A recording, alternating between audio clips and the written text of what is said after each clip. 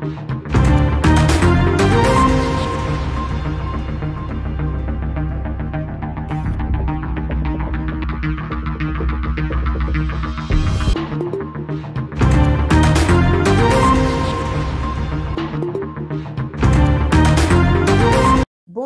bienvenue à cette émission Plateau Libre que moi, Chimel Mouila, j'ai l'honneur et le plaisir de vous la présenter.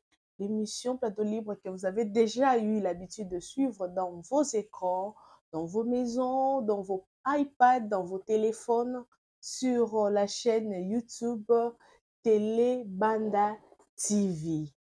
En tout cas, pour le numéro d'aujourd'hui, nous allons parler encore, puisque nous sommes le 8 mars. Peut-être vous ne le savez pas, le 8 mars, journée Topé Sakalongo, na ba maman, ils ont dédié pour na ba maman.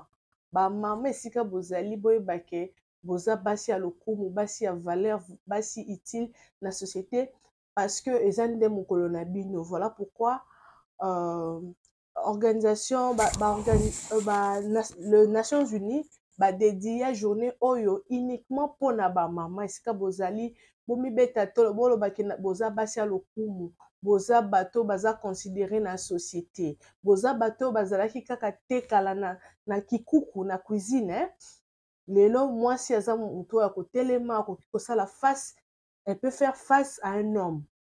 Lelo pour na sujet lelo nous avons voulu parler encore parce que la fois dernière nous avons aussi parlé de la femme, mais tokendaki na ba angle mususu na contexte mususu par rapport à un thème choisi pour cette année. Pour un petit rappel, c'était investir dans la femme, accélérer le rythme. Comment on peut investir dans la femme, dans la condition nini. Moi, si nini, tokoki ko investir na ye. Moi, si faut na condition nini, faut na mental nini, azala na comportement nini, azala na activité nini, o bakoki ko investir na ye. Donc, c'était ça, autre le qui l'autre fois par rapport à la femme. Mais pour aujourd'hui, Tozo Lobela, toujours, nous parlons toujours de la femme. Qui est la femme de valeur? Ça, c'est un sujet que Oyo, to juger bon, et Lobela, na 4 émissions, on a vu sur rédaction, émission, on a vu sur plateau libre. Qui est la femme de valeur? Qui est appelée une femme de valeur? Une femme utile dans la société? C'est qui? Qui est-ce qu'on peut qualifier une femme de valeur? Une femme de qualité, une femme de valeur, une femme utile dans la société? Nani wana tokoki kobenga femme de valeur? Mais sans plus tarder, nalingaki pour que to lier l'utile à l'agréable, nous allons encore revenir rapidement par rapport à l'historique de cette journée dédiée à la femme. Peut-être mingi tolobela journée de la femme, mais toyebi importance, toyebi origine nangote, qui a commencé à parler de ça? Et banda ki wapi? Est-ce qu'il fallait kaka lobela ngo na raison nini pour ça qui va dédier journée au na mwasi? Nani abandaki yango? Auteur ya journée wana eza nani? Motivatrice ya journée wana c'était qui? So totali bien, selon une presse en ligne, ça nous dit ici, chaque année, le 8 mars, la journée internationale de droits de femmes est célébrée pour commémorer et honorer les réalisations de femmes, sensibiliser les disparités entre les sexes et à la discrimination, ainsi que pour promouvoir le soutien mondial de femmes. Et puis en le 28 février 1909, c'est-à-dire depuis le 20e siècle, le Parti socialiste américain, alors en activité, a célébré la Journée internationale de droits de femmes en commémoration de 15 000 femmes qui ont manifesté à New York contre les conditions de travail pénibles et leur faible salaire. Moi, ça va dans ma bienté. Moi, c'est ma bienté pour expliquer, hein, pour parce que notre émission est bilingue, mais les textes qui nous a été parvenus ici, ils sont en français.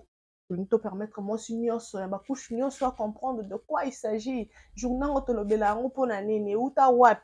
donc journée oyo ezalaki na parti moko américain nde babanda ko lobela makambo ya ko commémorer Babalobela maramba moi si tout en commémorant donc pour célébrer 15 000 femmes qui ont manifesté. Donc, il y a eu 15 millions, 15 000 femmes, j'allais dire, 15 000 femmes qui ont manifesté à New York, aux États-Unis. Donc, il y avait eu 15 000 femmes qui ont manifesté contre les conditions de travail pénibles.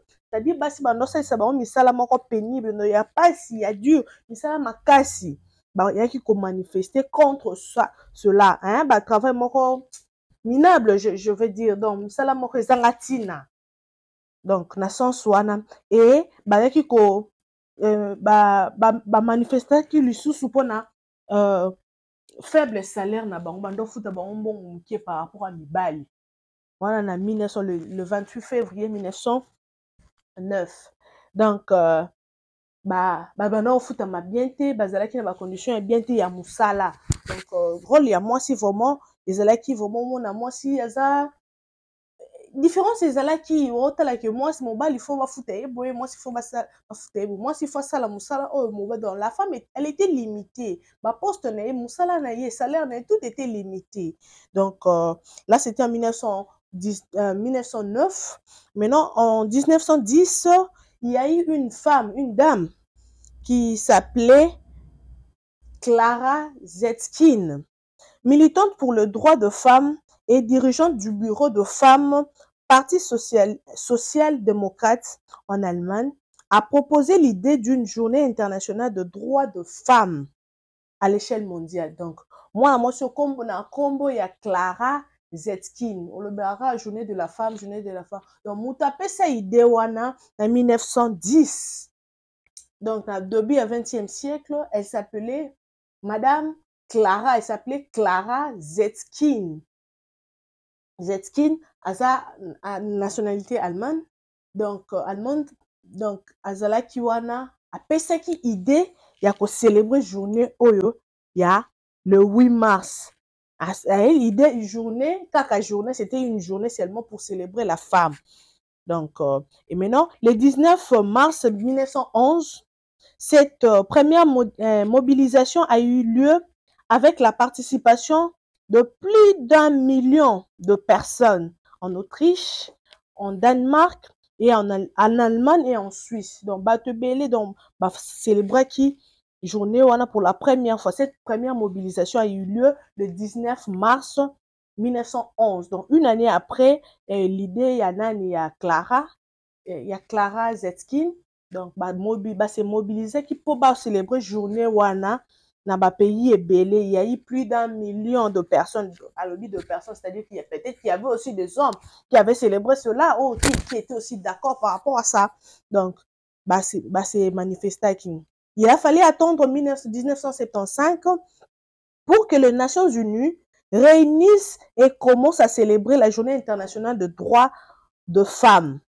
Depuis lors, l'ONU est le principal sponsor de cet événement annuel, en encourageant davantage de pays à reconnaître les actes de courage et de détermination de femmes ordinaires qui ont joué un rôle exceptionnel dans l'histoire de leur pays et de leur communauté. Donc, c'est un peu ça, Tokoloba. Donc, c'est en 1975, Ndenani a promulgué a promulgué journée wana randa kiongo officiel. Donc il faudrait que célébrer dans différents pays et puis akoma ki lokola parrain ya journée wana parce que tout le monde a thème et bimaka to utiliser. Par exemple pour cette année, je vous rappelle encore, c'est investir dans la femme, accélérer le rythme. C'est toujours l'ONU, le Nations Unies qui sponsorise cela, qui donne des idées autour de ça.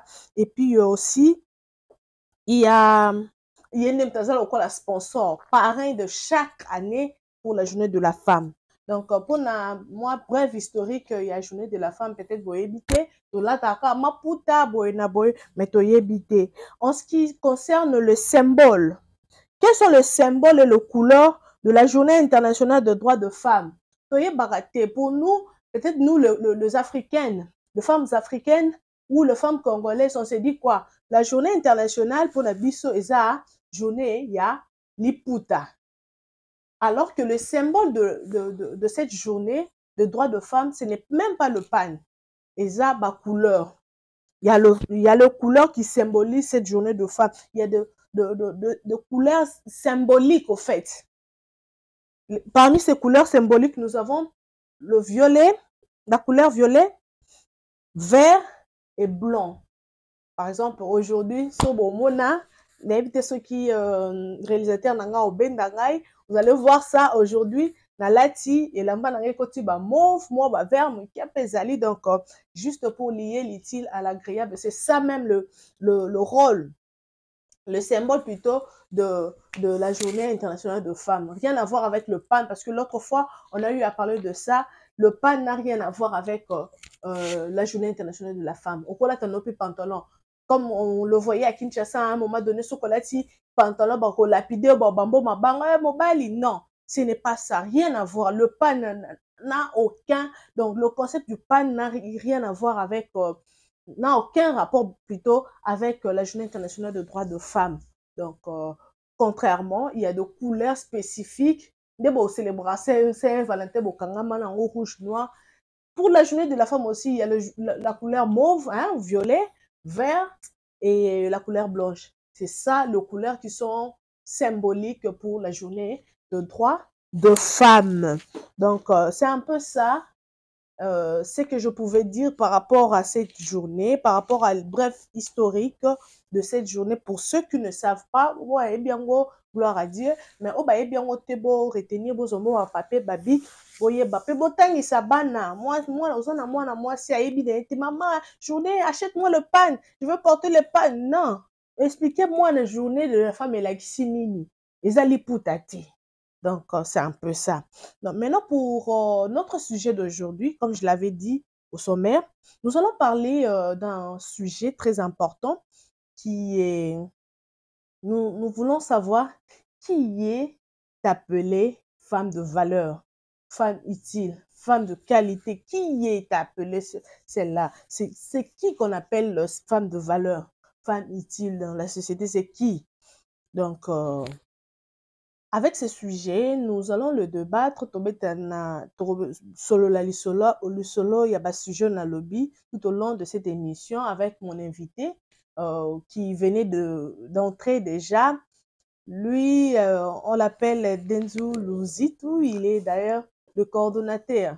Dommage parce qu'on devrait avoir de maman ici dans de notre plateau, mais disponibilité le 8 mars nous avons une manifestation belé ba maman belé baza sur terrain, donc baza na activité, donc voilà pourquoi to bengi papa, parce que moi si sans papa au côté donc ezapé et l'autre côté donc ba papa on ba accompagner kabiso ba papa nde ba yeba ba valeur ya moi si papa nde ayebi nini o aza moi si ou bien nani o aza moi si.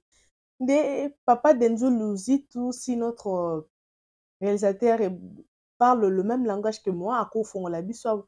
Bonjour papa Denzu Luzitu. Merci madame Chimène Mouila. Oui, Il y a bonjour. papa Marcel Lou Zayadio. Merci beaucoup.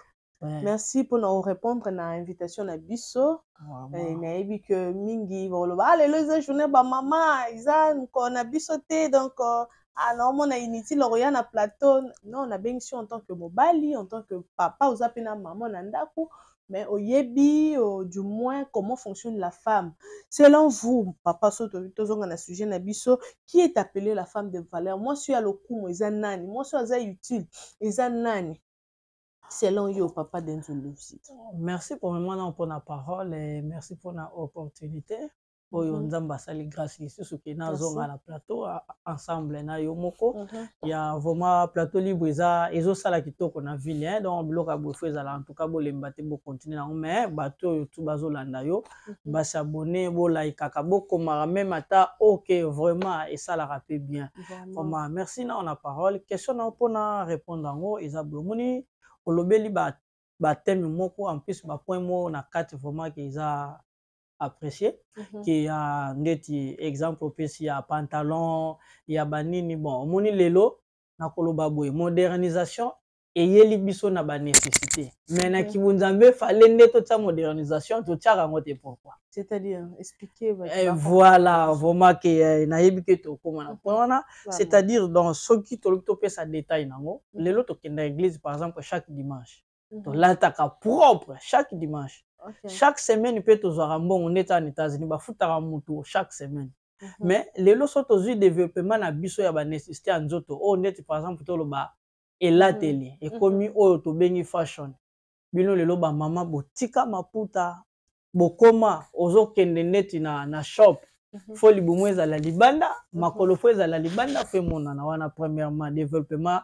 oyo biso tolingi mais développement ya kibunzambe totiango à côté moyen na koloba boye femme de valeur omoni lelo biblique ma parla babike mobali aotika ya ye baboti akobala ya ye molongani aosala ya ye famille nde valeur ebandi wana po yo oza na quartier oza ndengi kaka tolobaka na lingala biso ngo tobaka mbeya mbeya oza mpe sans valeur eza bongo te mama chimete eza mbeya mbeya sikoyo valeur wana donc bahonore yo famille emoni leta emoni oke mpe ntina miso ya nzambe parce que ezala oyo ekangami likolo ekangami na se yango omoni premièrement mwasi nyonso na kati ya ndako soki déjà marqué boboti même boza 20 ans il faut osala l'effort mobali na yo akomisa femme de valeur donc faut abimisa na miso ya nzambe na miso ya leta pe na miso ya famille wana biblique ma parlant et deuxième lelo so tozwi na mwasi oyo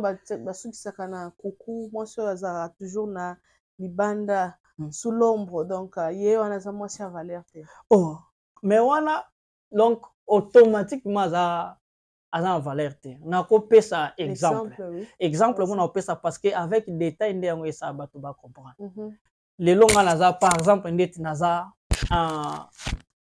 général naza général est ce que mwasi na nga bakobenge mama général bakobenge mama généralité non eza pratiquement non tolobela d'une manière générale parce que tolobela journée de la lutte de la femme omoni mais automatiquement par exemple lelo baconsacre ngai nakomi pasteur denzu oyebi kombo ya denzu ngai te mutu na otinda bato babwaka yango ka bino moko na oyo bokomona bokobwaka yango na pete automatique mpe mama akomi nani mama pasteur mpo anini parce que valeur oyo napesi ye devant l'état devant nzambe devant bino moko bomoni nde mwasi na nga azwi valeur mwa ndenge ezalaka lelo oyo eza nango en coulisse valeur nini ezala nde ya coulisse yango tomonaka oyebi ye kasi babetaka na ye nde euti wana parce que valeur eza te parce que so valeur eza voisin na yo akoloba nini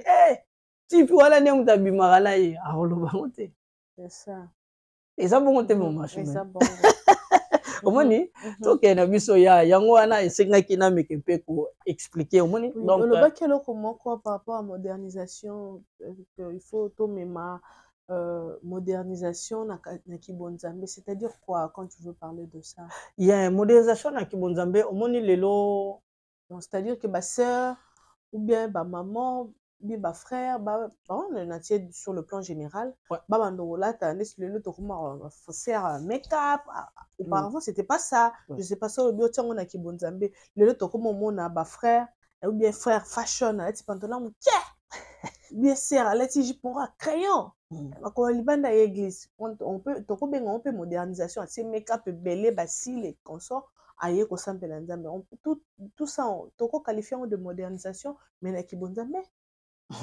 vraiment omemi nga na point moko bomi eza kitoko na osepela deuxième volet émission oyo na osepela fo invité bapapa tozala parce que nazomema o bibliquement parla parce que soki tokenda omoni lelo na église na mois moko tozalaka na 4 dimanche quel que soit sanza wana ekesila na 31 jours ezalaka 4 dimanche même esilaki na 29 jours tolayaka na 4 dimanche mais so ozusi 4 dimanche wana bino bamama okoyoka mwasere wana na année soki olata maputa aloba na célébration oyo ezoleka journée de la femme atongisa sombi super na ye mais super wana mpe ndenge atie bongo esili parce que soki alati yango lisusu bakomona ete donc fa alata mbati ndenge olobi pantalon moke o bino mo bengi soki ba fansoni to benga wana lingala fansoni omoni mais siko na modernisation ya kibunzambe fallait nde kutu biso nde toyeba mais na mito na église ndenge na abwe peut-être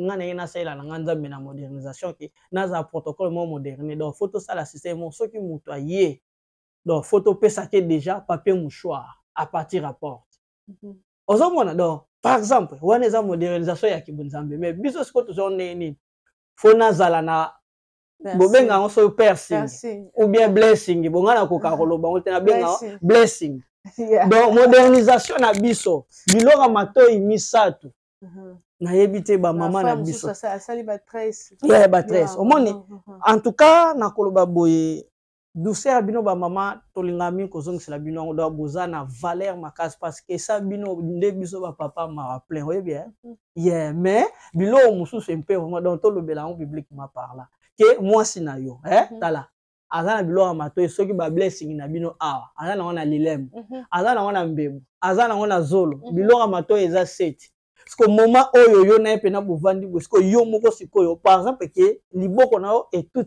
par erreur aozane sengo et ça n'est pas cité et ça n'a pas cité omoni kasi ne yango wana sikoyo nde modernisation ya nzoto omoni ememi biso na modernisation ya nzoto yango wana mais forme de valeur pour akoma na makambo wana quel que soit influence quel que soit baposa na biso quel que soit développement ya ba nécessité na biso akomi tala est-ce que mobali nanga soki na komi na makambo oyo et c'est pelisa c'est ça omoni c'est ça un peu donc soki tolobili na sens wana par exemple dans lelo ke mama pasteur akaitaka suki ataka ba teinture automatiquement ka bandimi mutu ba obeta mabako ekomi problème parce que valeur na ye eza lisusu c'est ça qui est femme de valeur on dit l'habit ne fait pas le moine mais on reconnaît le moine par son habit. Exactement, maman Chimène, exactement. Parce que moi, si selon yo pose à la moi ça le coup, est-ce que Zaka moi soit là tiliputa?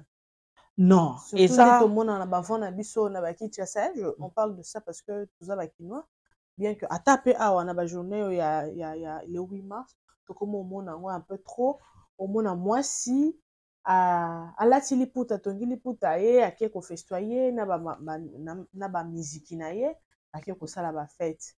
Est-ce que faut qu'à moi c'est la tali pour ta journée le 8 mars? Rapport ni entre le pan et cette journée de 8 mars. Bon, journée so totali li puta ngo pesa ngo valeur.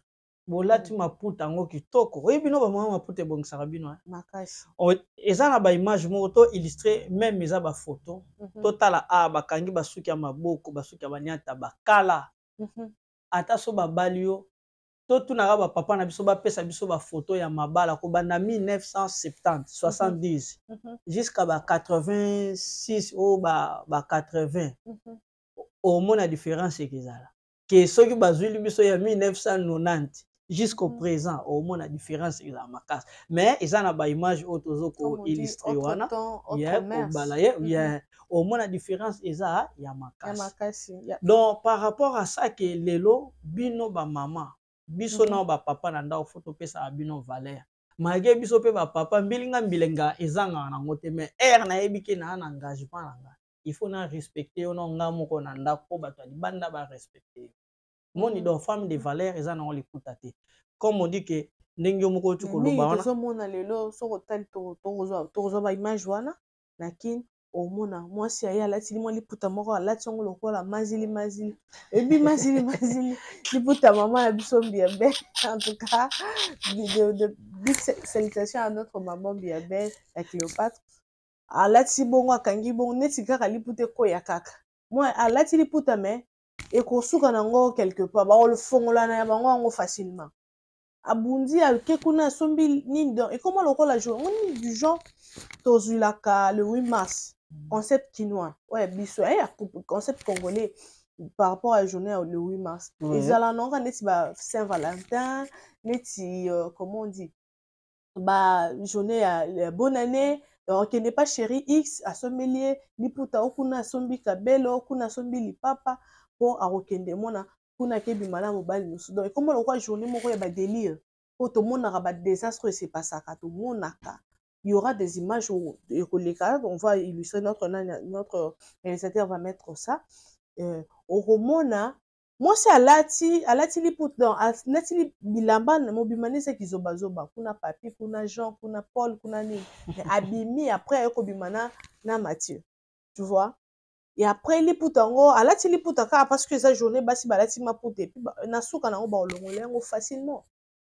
Dites-moi un peu sikoyo moto alati liputa bongo amibengi mwasi après na suka nango asuki esika oyo nga na yo tozokanisa concept wana okoki kozwa ngo ndenge nini en tant que papa en tant que parent mpe mingimingi eza bajeune fille na biso ya de 18 de 15 à 18 à 20 25 omona bazosala badelire wana maladi mpe ezali mais amemai mingi na mopepe ya fête atali journée te oyo ya prise ya conscience ya mwasi place na ye na société mais ake beaucoup plus na liputa lokola akende kosala fête azwi yango lokola bonne année azwi yango lokola Saint Valentin alati bongo mpo ake komela masanga après na suka asuki esika oyo asengeli kosuka pour ne pas le dire comme ça à la télé. Bon, omoni dans ce cas, omoni baka wana mpe lelo so ekomi koyela biso mingi mosusu nakolobaki eza manque ya baenseignement. Eza manque ya baenseignement parce que soki tolobi longo d'une manière générale eza manque ya baenseignement mpo omoni na ndako surtout bino basi so osi balakisaki yo déjà kokata litungulu ozala na tension mbeli ekata yo mais so balakisaki yo te opratikaki te peut-être pour la première fois oyo babengi prévention okozala nango te parce que balakisaki yo te omoni eza mpe ndenge moko na bamakambo oyo wana lelo tozomonaki baenseignement wana normalement eza responsabilité banani selon vous? Bon baenseignement wana mama nakoloba eza par rapport ya parent na bandako parce que moni mwana par exemple ndeti awa na poto bana na biso ya ba 11 ans 12 ans 13 ans 14 ans bazosala mpe bamabe mais soki olobi lelo bomema ngo na leta leta oyebi biso baza libre baya bana mike baza libre mais bazosala mabe baka wana ezali mais mwana oyo ke papa déjà si abandaki ye mama bayebiki ye na ndako moni ndenge oza boye tala age oza nango boye boye boye azomona ndenge ndako ekendelaka ata moni mambo wana akokota yango mais soki déjà azalaki basé nango nzambe mpo ayeba koprotéger d'une manière d'une autre.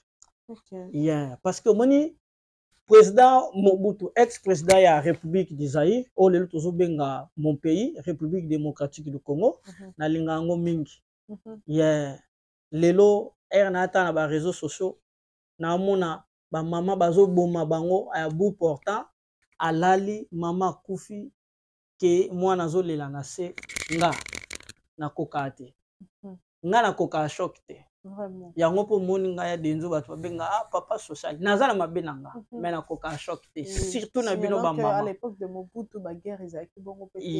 omoni président Mobutu bamama bayambaki ye bato tu bayambaki Mobutu ezalaki te Mobutu azalaki na dictature ezalaki te ke lo atiaki mais façon oyo bango mo bamonelaki bamemela mambo na bango bakoko na biso balakisaki bamama na biso basenyaki parce que ezalaki bajeune. Est-ce que bamama wana ndenge tozomona na baimage wana ndenge balati bamaputa babalaki bango te babalaki bango te mais bino lelo ekomi liputa nde bolata yango boye mwa omoni mwa oyo nyonso donc banda tokotaki yango les premiers ti tosukisa yango les 31 eza mwana bino douceur na bino donc fo tozongisela yango bino. Oui, nous allons demander à la réalisation de nous balancer certaines images de Mona. Tabayoko Yamba, président Nabiso, le feu Papa Mobutu. Généralement, ils allaient qui Kolat, ils allaient qui différents. Oui, tozo ko encourager le feu à Kolat ali pour te onde qui bon moi si mais et là teli à Kalana et Sika, ils sont différents. Otala basini ni obayoko Yamba président. Azana pantalon azana kabelo. Regardez cette image avec nous.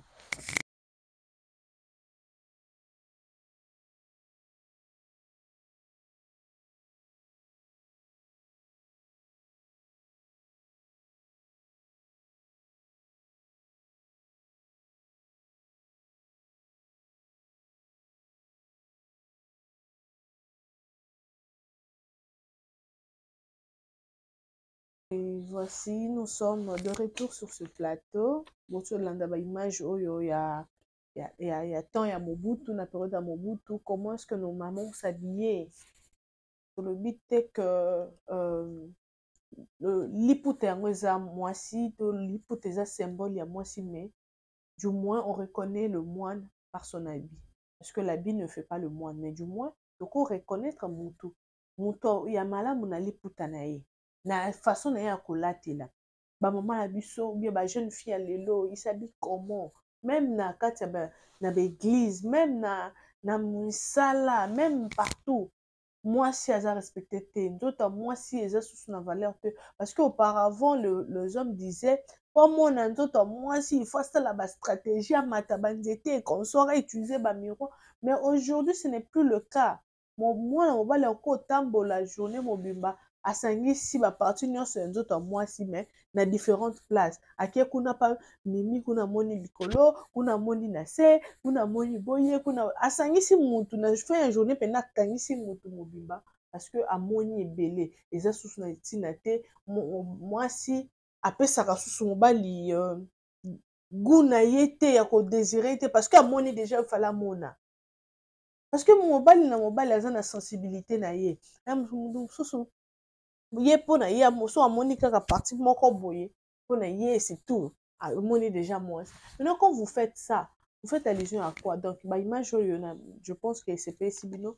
to encourager maputa te mais to encourager kolata malamu okolata pantalon ezala pantalon moko de manière décente olati yango de manière décente pour que et ozala libaku tozala occasion de chute te même bible elobi yango kozala occasion de chute ya motu te moni moto wana kosumuka mais yo kosumuka doublement parce que yo nde moto osali ke moto wana asumuka azala chute na yo azala l'occasion achuter donc papa d'un jour tozokende maleme mais toujours na cadre mission na biso rôle ya mwasi te nga nayeba na kati ya société eza nini Moni bible elobi celui qui trouve une femme trouve le bonheur bonheur wana peut-être bato bakanisaka sentiment bien nécessité te non bonheur wana eza boye ke ere yo oza ya komata mama aza ya kokita ere mama mpe aza komata yo mpo oza ya kokita donc yo oyo papa azolinga te yo mpo ozoboya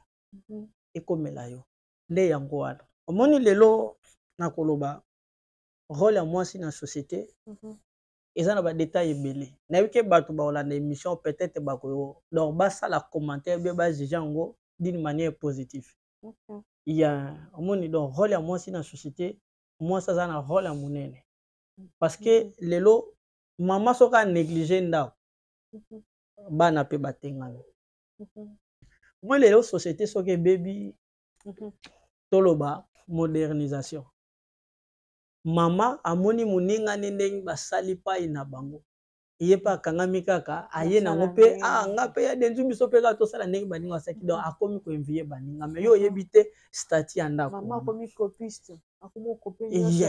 nayebisi yo ozomona donc société lelo donc mama aza base ya société parce que mama soki alambi te nga papa nalambi lelo bana bakolia loyo bakolia mpo nga mpe nalambaka bien bakolia na bango ya bakolia na bango mais lobi kuna baolemba kaka baozalaka na mposa mama sa nini alamba ozomona donc yango nalobaka boye soki biso mibali tozo konéglige basi oyo quelque soit o na libanda oza ndenge biso mo tobengaka mwa nzonzingi pesa ye kaka respect mpo aza mwasi okomprendre ezalaka nango me oyo nakoloba na kati ya société ezake bino basi surtout oyo toza libanda te banzonzingi tokoki koencourage yango te parce que bon omoni bémission oyo malgré namoni vraiment mpona temps eza bémission moko na sepena eza très éducatif parce que eza biloko ebele tokoloba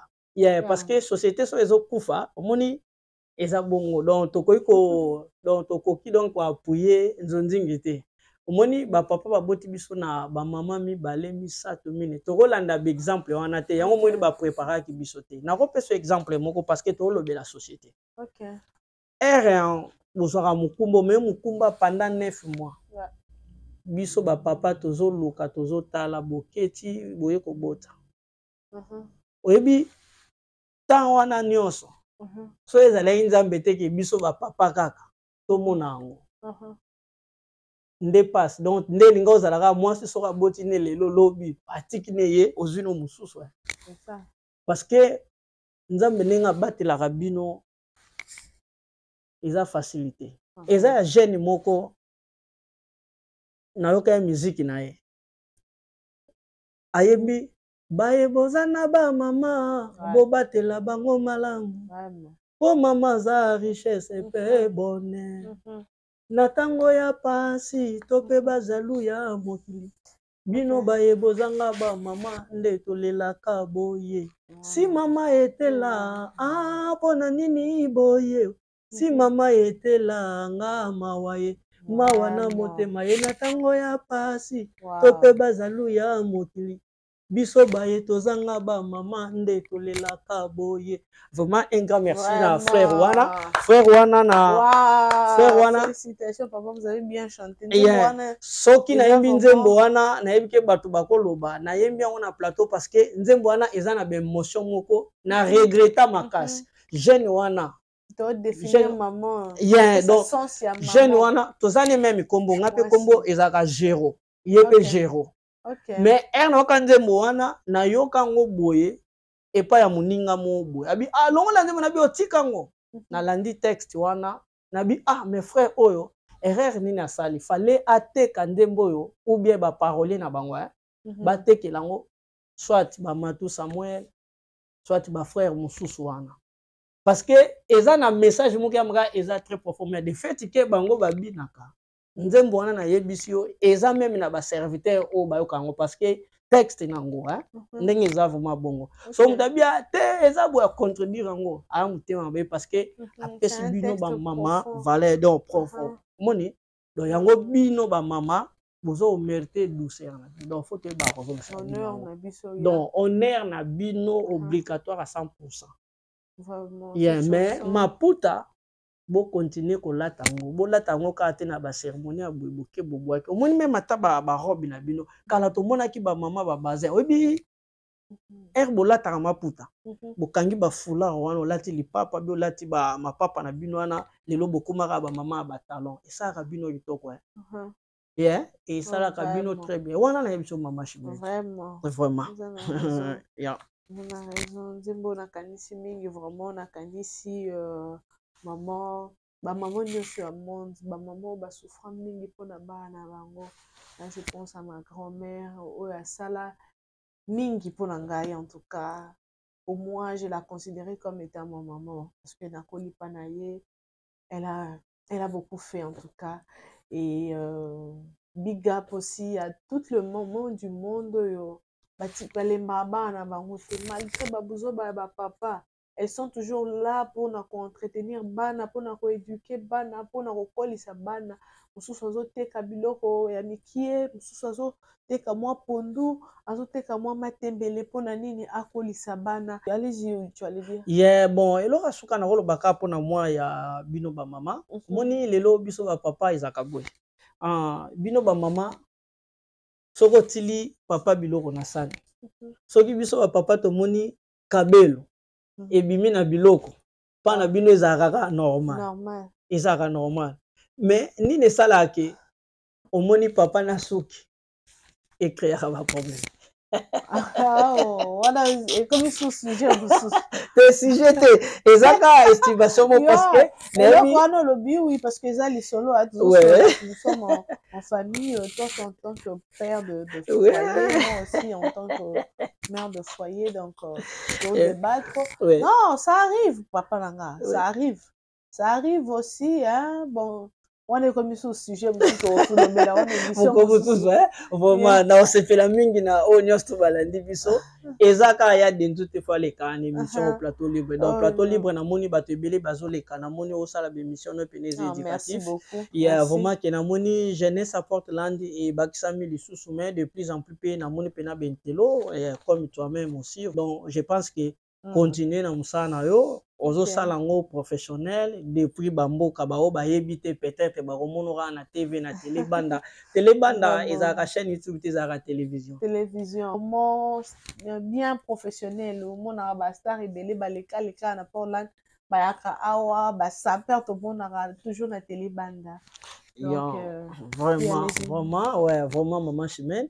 Nde on a kolobaka na jeunesse qui balubi boy. Omoni biso ezala ande passe ya pona solidarité ya kondima mninga. Waneza nature ya biso nanu ba ya biso ba congolais. Mais ezaka ke lelo soko za invité ba œuvre non nde yango esenga bandima. Oh fallait le ton ndima bato œuvre baza présent. C'est ça. Omoni, yeah, donc yango raison pour laquelle omoni lelo na société so peut to tikika basi bino moko société et que ne chaque down.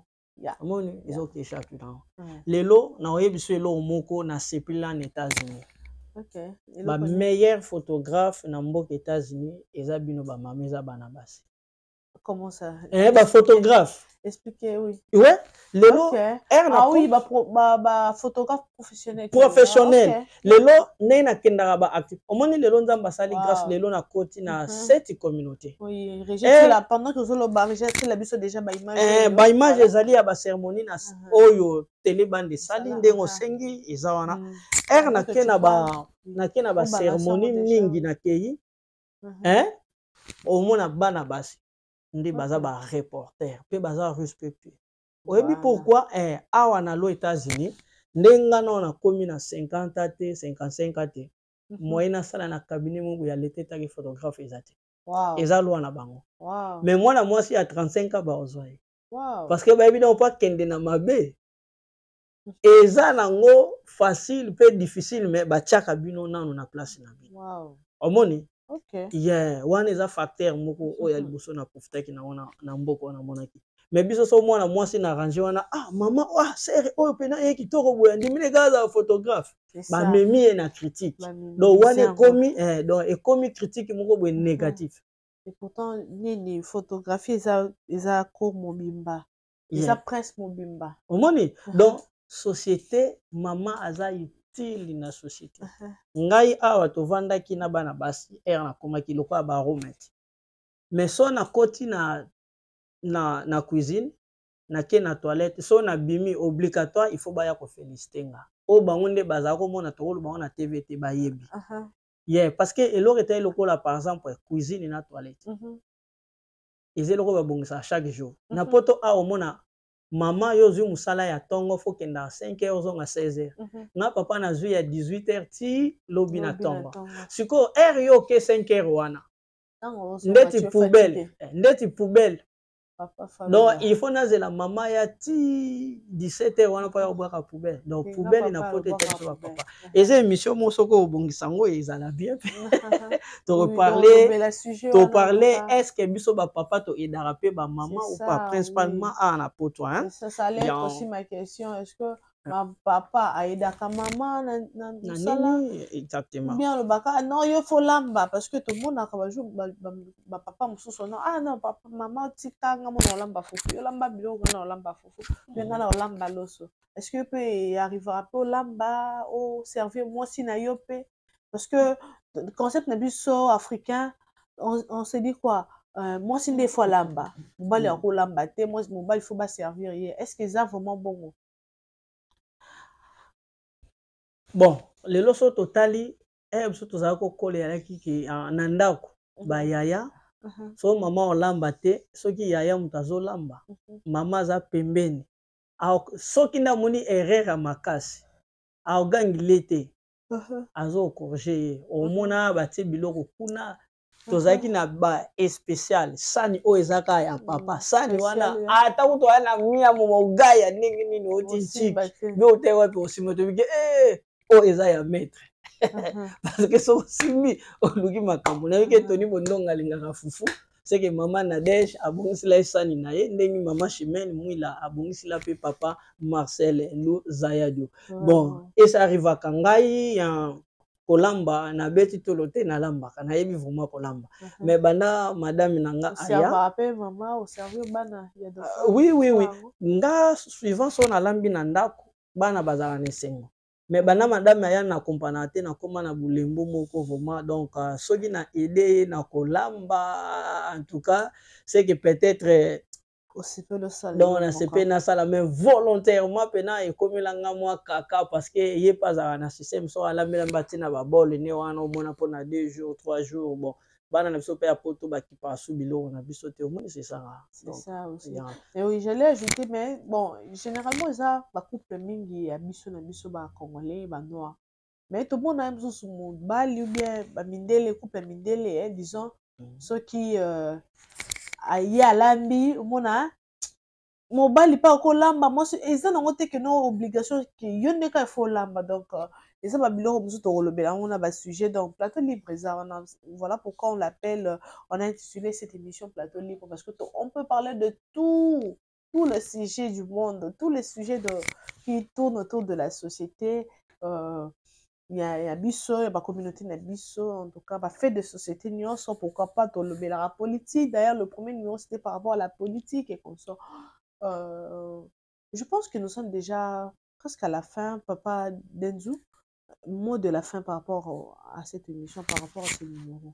Vous allez vraiment bref par rapport à merci vraiment donc ba salutation na bato news tout balanda télé bana mais bo s'abonner toujours massivement na surtout na télé banda parce que pour boza ba notification pe émission oza très éducatif il y a oyo to bengi bongo il y a plateau libre oza présenté par madame Chimène Mouila et qui monanga de la fin iza ki ba maman nyonso bolandi émission on a mois de mars bino nyonso ezala parce que na religion nanga moi naga sora botami monika sexe neza féminine donc automatiquement kombo na ye mama suivant ba o pe ba yebinga papa Denzu na koyebo na kombo mena na benga mutu na kombo te yaya te mama nyonso na benga ke mama c'est ça ataza jeune donc j'espère que elo na lobi eza ya ba o ba yebi maman tel même yo mona te na benga ko semeki mama Chimène donc eza ndenge na koleli donc na pesi bino nanu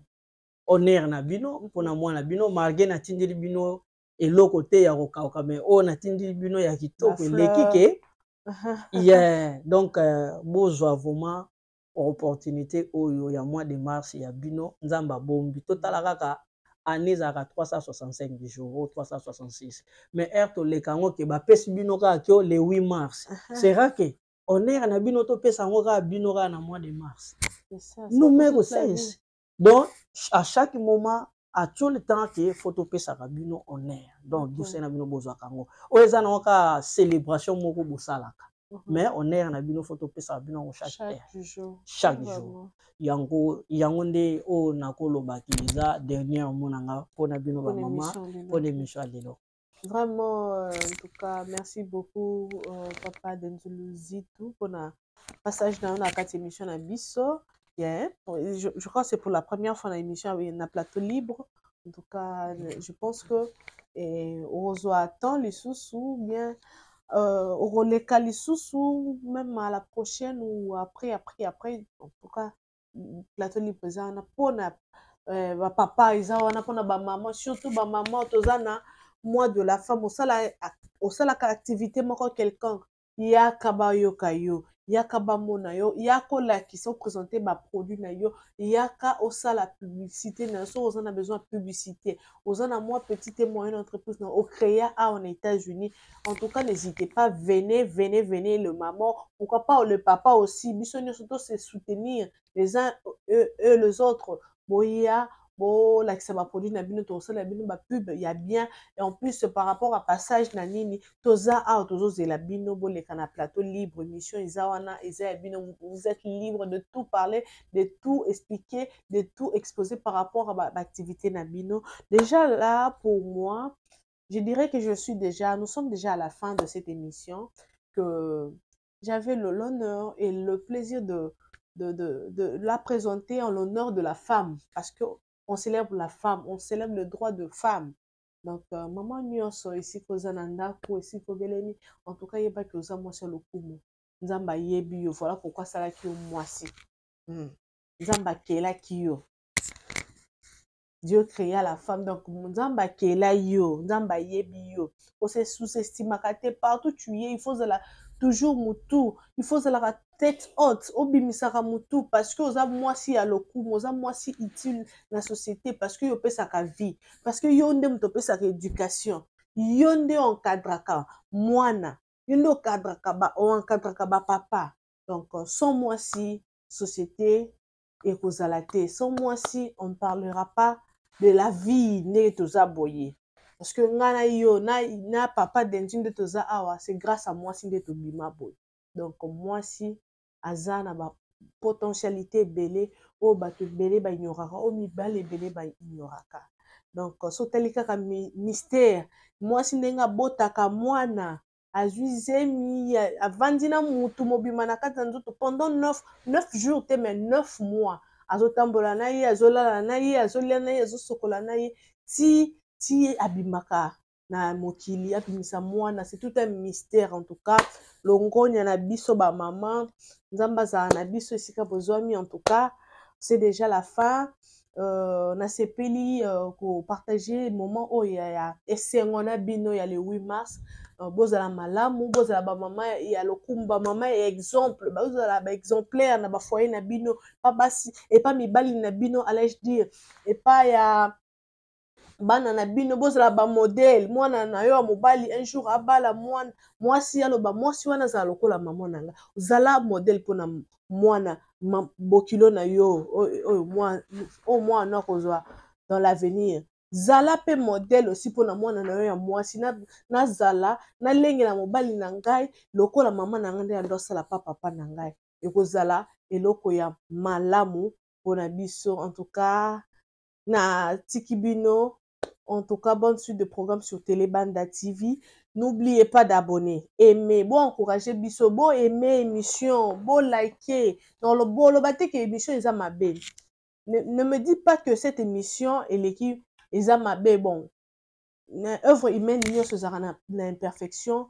Ceux qui ba critique pesa ko sala bo komi na commentaire, ceux qui a ko aimer bo aimer, ya ko commenter bo s'abonner massivement. Tout ça on a besoin abonnement na bino, ça ne coûte pas cher, juste votre pouce bo cliquer wana na partie droit, bo cliquer wana na partie gauche hein, ya nini na bino et puis tout ça wondo mona à chaque fois na nini ba élément ibando kokota bokozanga te komona ba nouveau numéro ya plateau libre boya bobenga bo participer na ba émission to bando sala tous on a besoin na bino, tous on a besoin ba partenaire, pourquoi pas ba sponsor par rapport à cette émission parce que c'est une émission bébé. Tous on a besoin na bino. Bonne suite de programme chez vous. Quand on parle des États-Unis, on voit d'abord la jeunesse de Maine. Sans oublier le grand caméraman des États-Unis, Maître Denzou Msala. L'homme qui avait pris Jésus-Christ la photo au ciel, Maître Denzou. TV Banda, merci beaucoup pour le soutien. Le s'abonner quoi, ne mono s'abonner quoi. Et nous le s'abonner quoi, nous le